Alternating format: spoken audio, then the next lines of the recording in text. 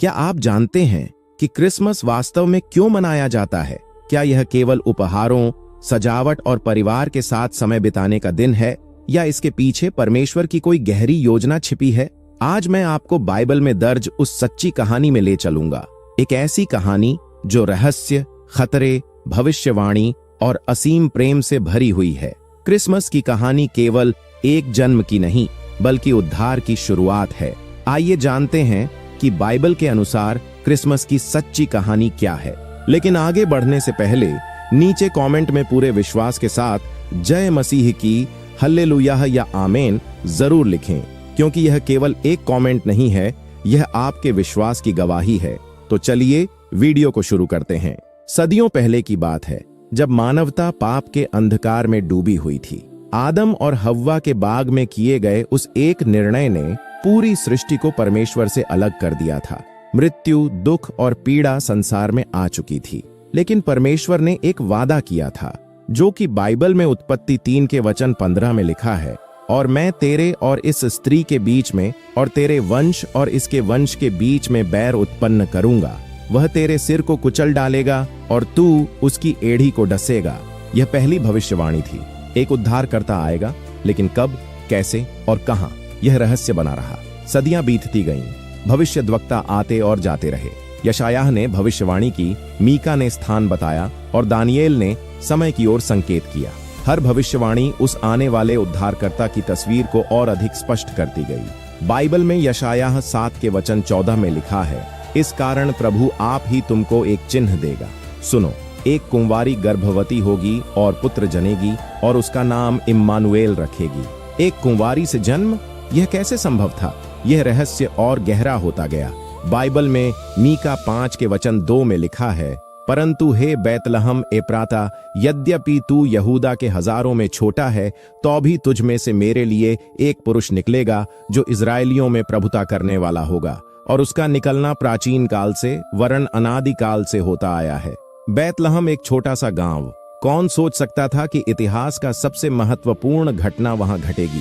लगभग 2000 वर्ष पहले नासरत नामक एक छोटे से गांव में वहां एक युवा कुंवारी रहती थी जिसका नाम मरियम था।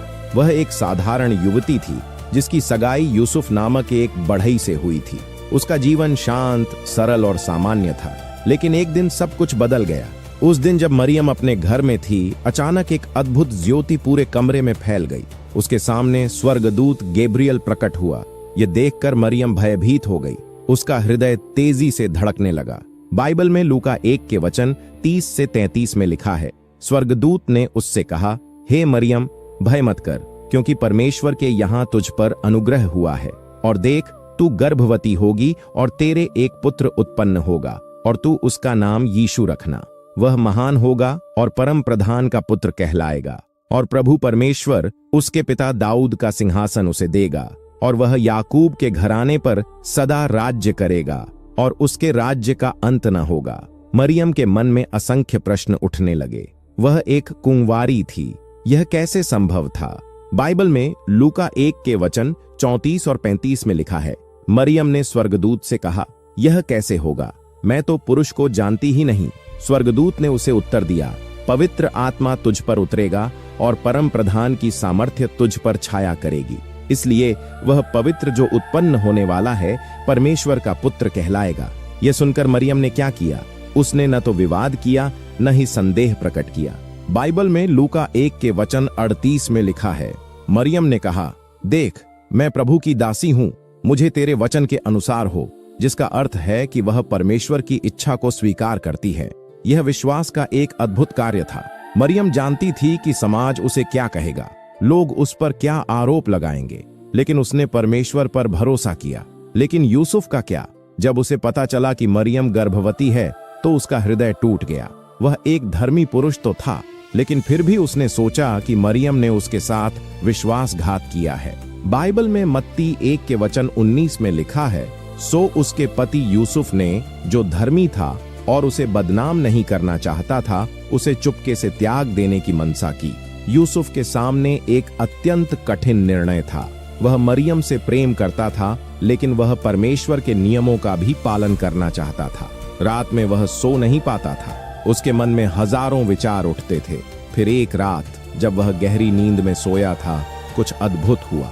बाइबल में मत्ती 1 के वचन 20 और 21 में लिखा है, जब उसने ये बातें सोची तो प्रभु का स्वर्गदूत उसे स्वप्न में दिखाई देकर कहने लगा, हे यूसुफ, दाऊद की संतान, तू अपनी पत्नी मरियम को अपने यहाँ ले आने से मत डर, क्योंकि जो उसके गर्भ में है वह पवित्र आत्मा की ओर से है। वह पुत्र जनेगी और तू उसका नाम यीशु रखना, क्योंकि वह अपने लोगों का उनके पापों से उद्धार करेगा। यूसुफ की आंखें खुल गईं, उसका संदेह दूर हो गया। अब वह समझ गया कि यह किसी मनुष्य की गलती नहीं, बल्कि परमेश्वर की योजना थी। वह भविष्यवाणियों को जानता था। वह समझ गया कि कुछ असाधारण घटने वाला है। बाइबल में मत्ती 1 के वचन 24 में लिखा है, सो यूसुफ नींद से जागकर प्रभु के दूत की आज्ञा के अनुसार अपनी पत्नी को अपने यहाँ ले आया। यूसुफ ने विश्वास का कदम उठाया। उसने समाज की परवाह नहीं की, उसने अपनी प्रतिष्ठा की परवाह नहीं की, उसने परमेश्वर की आज्ञा का पालन किया। महीने बीतते गए, मरियम का गर्भ बढ़ता गया, प्रसव का समय निकट आता जा रहा था, और तभी कुछ ऐसा हुआ जो परमेश्वर की दैवीय योजना का एक महत्वपूर्ण हिस्सा था। रोम के शक्तिशाली सम्राट ऑगुस्तुस कैसर ने एक आदेश जारी किया। पूरे साम्राज्य में जनगणना होनी थी। हर व्यक्ति को अपने अपने पुरखों के नगर में जाकर नाम लिखवाना था। बाइबल में लूका 2 के वचन 1 से 5 में लिखा है, उन दिनों में ऑगुस्तुस कैसर की ओर से आज्ञा निकली कि सारे जगत के लोगों के नाम लिखे जाएं, और सब लोग नाम लिखवाने के लिए अपने अपने नगर को गए। सो यूसुफ भी इसलिए कि वह दाऊद के घराने और वंश का था, गलील के नासरत नगर से यहूदिया में दाऊद के नगर बैतलहम को गया कि अपनी मंगेतर मरियम के साथ, जो गर्भवती थी, नाम लिखवाए। क्या यह केवल संयोग था? नहीं, यह परमेश्वर की योजना थी। सदियों पहले मीका ने भविष्यवाणी की थी कि मसीहा बैतलहम में जन्म लेगा, और अब एक विदेशी सम्राट की आज्ञा ने यूसुफ और मरियम को वहां पहुंचा दिया। यात्रा आसान नहीं थी। नासरत से बैतलहम लगभग 90 मील यानी करीब 145 किलोमीटर की दूरी थी। मरियम गर्भवती थी। वे पैदल यात्रा कर रहे थे, शायद एक गधे की सहायता से। रास्ता पत्थरीला था और मौसम ठंडा था। हर कदम के साथ मरियम को पीड़ा होती थी, लेकिन उनके मन में विश्वास था। वे जानते थे कि परमेश्वर उनके साथ है। आखिरकार कई दिनों की यात्रा के बाद वे बैतलहम पहुंचे, लेकिन वहां एक नई समस्या उनका इंतजार कर रही थी। बैतलहम लोगों से भरा हुआ था। जनगणना के कारण हर कोई अपने पुरखों के नगर आया हुआ था। हर सराय, हर घर और हर कमरा भर चुका था। यूसुफ दरवाजे दरवाजे गया और उसने कहा, कृपया, मेरी पत्नी गर्भवती है, हमें बस एक छोटे से कमरे की आवश्यकता है। लेकिन हर जगह से एक ही उत्तर मिला, कोई जगह नहीं है। बाइबल में लूका 2 के वचन 7 में लिखा है, और उसने अपने पहिलौठे पुत्र को जन्म दिया और उसे कपड़े में लपेटकर चरनी में रखा, क्योंकि उनके लिए सराय में जगह न थी। कल्पना कीजिए, स्वर्ग का राजा, सृष्टिकर्ता, वही जिसने तारों को बनाया, उसके लिए धरती पर कोई जगह नहीं थी। लेकिन यह कोई दुर्घटना नहीं थी, यह परमेश्वर की योजना का हिस्सा था। वह यह दिखाना चाहता था कि वह केवल राजाओं के लिए नहीं, बल्कि गरीबों के लिए, साधारण लोगों के लिए और टूटे हुए मन वालों के लिए आया है। उस रात उस साधारण पशुशाला में जहां गायें और भेड़ें रहती थीं, कुछ ऐसा हुआ जिसने इतिहास बदल दिया। मरियम को प्रसव पीड़ा शुरू हुई। यूसुफ उसके पास था, उसे सहारा देते हुए, और फिर एक शिशु के रोने की पहली आवाज गूंजी। यीशु का जन्म हुआ। परमेश्वर मनुष्य बन गया। अनंत काल ने समय में प्रवेश किया। सर्वशक्तिमान एक असहाय शिशु बन गया। मरियम ने उसे अपनी बाहों में लिया। उसकी आंखों में आंसू थे, खुशी के आंसू और आश्चर्य के आंसू। यूसुफ ने बच्चे को कपड़े में लपेटा और उसे चरनी में रखा, एक साधारण लकड़ी का नांद जहां जानवर खाना खाते थे। कौन सोच सकता था कि इस चरनी में वह लेटा है जो ब्रह्मांड का स्वामी है। उसी रात बैतलहम के पास की पहाड़ियों में कुछ चरवाहे अपनी भेड़ों की रखवाली कर रहे थे। वे साधारण लोग थे, समाज में तिरस्कृत, निम्न वर्ग के माने जाते थे। उनकी गवाही अदालतों में भी स्वीकार नहीं की जाती थी, लेकिन परमेश्वर ने उन्हें चुना। रात शांत थी, भेड़ें चुपचाप चर रही थीं। चरवाहे आग के चारों ओर बैठे बातचीत कर रहे थे, कुछ नींद में डूब चुके थे। तभी अचानक रात का अंधकार फट गया। बाइबल में लूका 2 के वचन 9 में लिखा है, और प्रभु का एक स्वर्गदूत उनके पास आ खड़ा हुआ, और प्रभु का तेज उनके चारों ओर चमका, और वे बहुत डर गए। चरवाहे भयभीत हो गए। उन्होंने अपने चेहरों को ढक लिया। यह प्रकाश अग्नि से भी तेज था, सूर्य से भी अधिक उज्ज्वल। बाइबल में लूका 2 के वचन 10 से 12 में लिखा है, तब स्वर्गदूत ने उनसे कहा, डरो मत, क्योंकि देखो मैं तुम्हें बड़े आनंद का सुसमाचार सुनाता हूं, जो सब लोगों के लिए होगा, कि आज दाऊद के नगर में तुम्हारे लिए एक उद्धारकर्ता जन्मा है।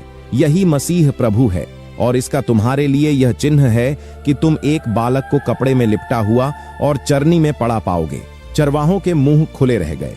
उद्धारकर्ता मसीहा, वह जिसका सदियों से इंतजार था, वह आ चुका था। और तभी कुछ और भी अद्भुत घटित हुआ। बाइबल में लूका 2 के वचन 13 और 14 में लिखा है, और एकाएक उस स्वर्गदूत के साथ स्वर्गदूतों की एक बड़ी सेना परमेश्वर की स्तुति करती हुई कहने लगी, आकाश में परमेश्वर की महिमा और पृथ्वी पर उन मनुष्यों में शांति जिनसे वह प्रसन्न है। कल्पना कीजिए, पूरा स्वर्ग गा रहा था। हजारों लाखों स्वर्गदूत एक साथ स्तुति कर रहे थे। यह इतिहास का सबसे महान स्तुति गीत था। आकाश प्रकाश और ध्वनि से भर गया। चरवाहे स्तब्ध रह गए। और फिर उतनी ही अचानक से जितनी अचानक से वे आए थे, स्वर्गदूत चले गए। रात फिर से शांत हो गई। बाइबल में लूका 2 के वचन 15 और 16 में लिखा है, जब स्वर्गदूत उनके पास से स्वर्ग को चले गए तो चरवाहों ने आपस में कहा, आओ हम बैतलहम चलें और यह बात देखें जो हुई है और जिसे प्रभु ने हमें बताया है। और वे फुर्ती से गए और मरियम और यूसुफ को और उस बालक को चरनी में पड़ा पाया। चरवाहे दौड़ पड़े। उन्होंने अपनी भेड़ों को छोड़ दिया। यह सब कुछ से अधिक महत्वपूर्ण था। वे बैतलहम में प्रवेश करते हुए हर पशुशाला को खोजते गए और फिर उन्होंने उसे पाया। एक छोटी सी पशुशाला में चरनी में एक बच्चा लेटा था। मरियम और यूसुफ उसके पास थे। चरवाहों की आंखों से आंसू बहने लगे। वे घुटनों के बल झुक गए। यह वही था, उद्धारकर्ता मसीहा, मसीह प्रभु। लेकिन कहानी यहीं समाप्त नहीं होती। बैतलहम से सैकड़ों मील दूर पूर्व की किसी भूमि में कुछ ज्ञानी पुरुष तारों का अध्ययन कर रहे थे। ये कोई सामान्य ज्योतिषी नहीं थे। ये विद्वान थे, शायद पारसी या बेबीलोन के। उन्होंने प्राचीन ग्रंथों का अध्ययन किया था। वे यहूदी भविष्यवाणियों के बारे में जानते थे।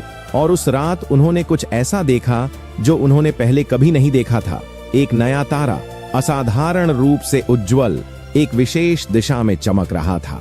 बाइबल में मत्ती 2 के वचन 2 में लिखा है, यहूदियों का राजा जिसका जन्म हुआ है वह कहाँ है, क्योंकि हमने पूर्व में उसका तारा देखा है और उसे प्रणाम करने आए हैं। उन्होंने एक लंबी यात्रा शुरू की।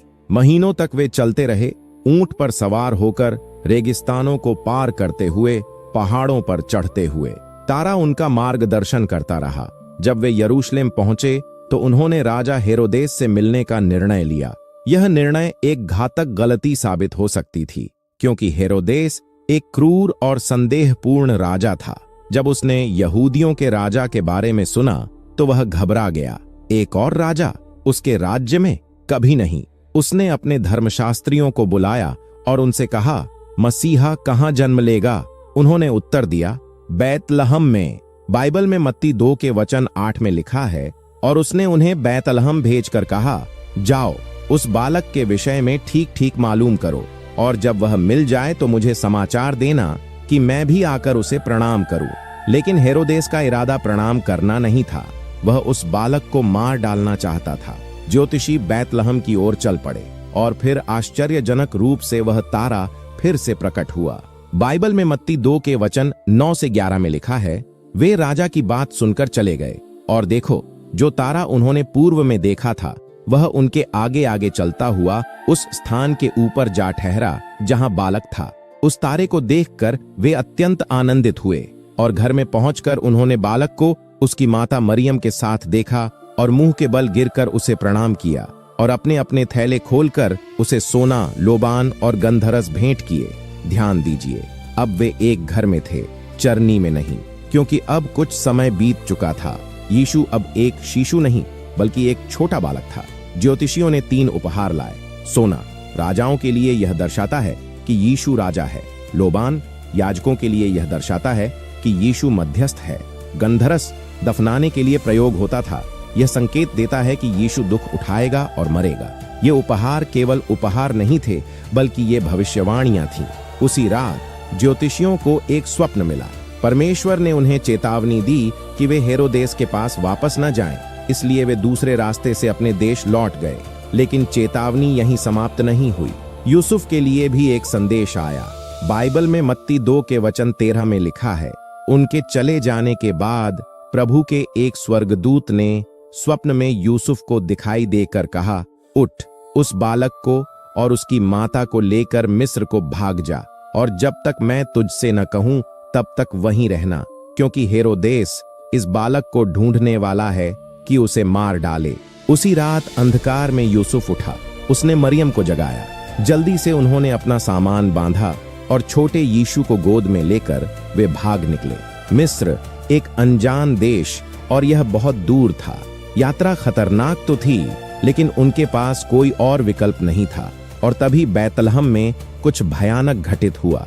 बाइबल में मत्ती 2 के वचन 16 में लिखा है, जब हेरोदेस ने यह देखा कि ज्योतिषियों ने उसके साथ ठट्ठा किया है, तब वह क्रोध से भर गया और लोगों को भेजकर ज्योतिषियों से ठीक ठीक पूछे हुए समय के अनुसार बैतलहम और उसके आसपास के सब लड़कों को जो 2 वर्ष के या उससे छोटे थे मरवा डाला। यह इतिहास का सबसे दुखद घटनाओं में से एक थी। निर्दोष बच्चों का नरसंहार, माताओं की चीखें और पिताओं की असहायता, खून से सनी गलियां। बाइबल में मत्ती 2 के वचन 18 में लिखा है, रामा में एक करुण नाद सुनाई दिया, रोना और बड़ा विलाप। राहेल अपने बच्चों के लिए रो रही थी और शांत होना न चाहती थी क्योंकि वे नहीं रहे। लेकिन यीशु सुरक्षित था क्योंकि वह मिस्र में था, परमेश्वर की सुरक्षा में। यह भी कोई संयोग नहीं था, बल्कि यह भी एक भविष्यवाणी की पूर्ति थी।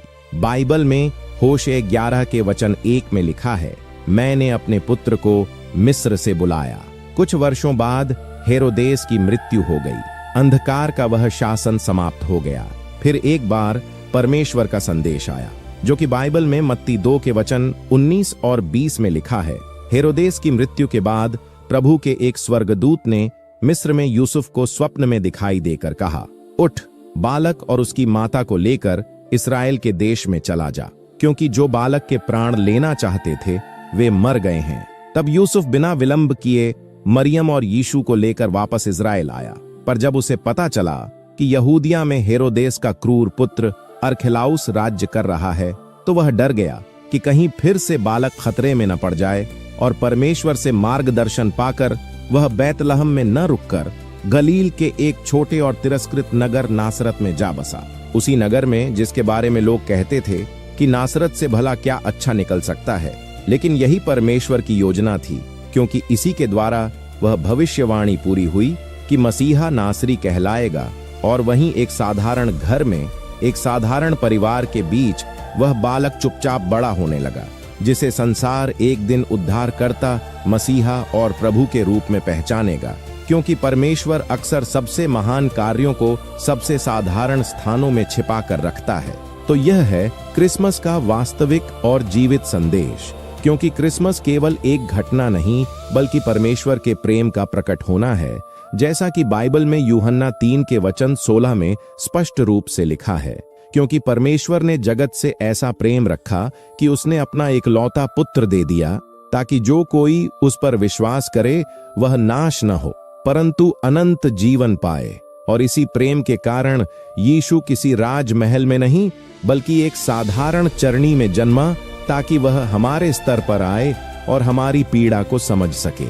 जैसा कि फिलिप्पियों 2 के वचन 6 से 8 में लिखा है, जिसने परमेश्वर के स्वरूप में होकर भी परमेश्वर के तुल्य होने को अपने वश में रखने की वस्तु न समझा, वरन अपने आप को ऐसा शून्य कर दिया कि दास का स्वरूप धारण किया और मनुष्य की समानता में हो गया, और मनुष्य के रूप में प्रकट होकर अपने आप को दीन किया, और यहाँ तक आज्ञाकारी रहा कि मृत्यु, हाँ, क्रूस की मृत्यु भी सह ली। और इस पूरी कहानी में हम देखते हैं कि परमेश्वर ने बड़े और घमंडी लोगों को नहीं, बल्कि साधारण लोगों को चुना। जैसा कि पहला कुरिन्थियों 1 के वचन 27 से 29 में लिखा है, परंतु परमेश्वर ने जगत के मूर्खों को चुन लिया कि बुद्धिमानों को लज्जित करे, और परमेश्वर ने जगत के निर्बलों को चुन लिया कि बलवानों को लज्जित करे, और परमेश्वर ने जगत के नीचों और तुच्छों को, वरन जो हैं भी नहीं, उनको चुन लिया कि जो कुछ हैं उन्हें व्यर्थ ठहराए, ताकि कोई प्राणी परमेश्वर के सामने घमंड न करने पाए। और यही हमें सिखाता है कि कोई भी व्यक्ति परमेश्वर के लिए छोटा या अयोग्य नहीं है, क्योंकि क्रिसमस की कहानी का हर एक विवरण परमेश्वर की पूर्ण योजना का भाग था। और अंत में हमें यह समझना चाहिए कि क्रिसमस अंत नहीं बल्कि एक शुरुआत है, क्योंकि यीशु बड़ा हुआ, उसने सेवा की, चमत्कार किए और फिर हमारे पापों के लिए क्रूस पर मरा और तीसरे दिन जी उठा। जैसा कि पहला कुरिन्थियों 15 के वचन 3 और 4 में लिखा है कि मसीह पवित्र शास्त्र के अनुसार हमारे पापों के लिए मर गया और गाढ़ा गया और पवित्र शास्त्र के अनुसार तीसरे दिन जी भी उठा, और इस प्रकार चरनी क्रूस की ओर ले गई। क्रूस खाली कब्र की ओर और खाली कब्र अनंत जीवन की ओर ले जाती है। तो मेरे प्रिय भाइयों और बहनों, आज यीशु की ओर से आप सभी के लिए एक व्यक्तिगत निमंत्रण है। कृपया ध्यान दीजिए, क्रिसमस की यह कहानी केवल अतीत की घटना नहीं है, यह आपकी भी कहानी बन सकती है, क्योंकि यीशु जो उस पावन रात बैतलहम में पैदा हुआ था, वह आज भी जीवित है और आज भी आपको बुला रहा है। जिस प्रकार उस रात उसके लिए सराय में कोई स्थान नहीं था, उसी तरह आज भी बहुत से लोगों के दिलों में उसके लिए कोई जगह नहीं है। लोग अपने जीवन में इतने व्यस्त हैं कि वे सोचते हैं उन्हें उसकी जरूरत ही नहीं है, लेकिन सच्चाई यह है कि हम सभी को उसकी जरूरत है। बाइबल में प्रकाशित वाक्य 3 के वचन 20 में लिखा है, देख मैं द्वार पर खड़ा हुआ खटखटाता हूँ, यदि कोई मेरा शब्द सुनकर द्वार खोले तो मैं उसके पास भीतर आकर उसके साथ भोजन करूंगा और वह मेरे साथ। यीशु आज आपके हृदय के द्वार पर खड़ा है, वह खटखटा रहा है, लेकिन वह कभी भी जबरदस्ती अंदर नहीं आएगा, द्वार आपको ही खोलना होगा। तो क्या आप आज उसे अपने जीवन में स्थान देंगे? यह उतना कठिन नहीं है जितना आप सोचते हैं। अपने पापों को स्वीकार करना, यह विश्वास करना कि यीशु आपके पापों के लिए मरा और तीसरे दिन जी उठा, और उसे अपने जीवन का प्रभु और उद्धारकर्ता मानकर आमंत्रित करना। बाइबल में रोमियो 10 के वचन 9 में लिखा है कि यदि तू अपने मुंह से यीशु को प्रभु जानकर अंगीकार करे और अपने मन से विश्वास करे कि परमेश्वर ने उसे मरे हुओं में से जिलाया, तो तू निश्चय उद्धार पाएगा। यदि आप आज यीशु को अपने जीवन में आमंत्रित करना चाहते हैं, तो आप यह सरल प्रार्थना कर सकते हैं, प्रभु यीशु, मैं स्वीकार करता हूं कि मैं एक पापी हूं। मैं अपने पापों से सच्चे मन से पश्चाताप करता हूं। मैं विश्वास करता हूं कि आप मेरे लिए क्रूस पर मरे और तीसरे दिन फिर से जी उठे।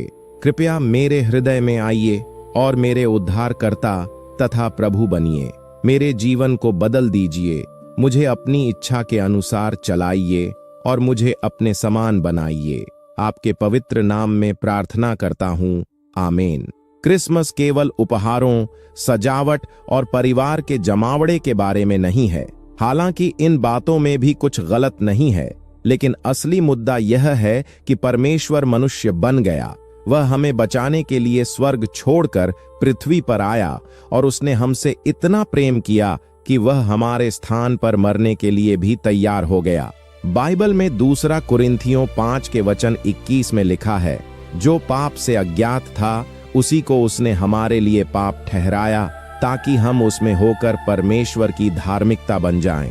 यीशु ने हमारे पापों को अपने ऊपर ले लिया ताकि हम उसकी धार्मिकता प्राप्त कर सकें। यही वह महान विनिमय है और यही क्रिसमस का सच्चा उपहार है। इसलिए इस क्रिसमस पर आइए हम सब मिलकर परमेश्वर के उस अद्भुत उपहार के लिए धन्यवाद दें। यदि आपने अभी तक यीशु को स्वीकार नहीं किया है, तो आज ही वह दिन है। इस आशा के संदेश को दूसरों तक पहुंचाएं, जैसे चरवाहों ने किया और जैसे ज्योतिषियों ने किया, और अपने जीवन को यीशु के लिए जिएं, उसकी आज्ञाओं का पालन करें और उसके प्रेम को दूसरों के साथ साझा करें।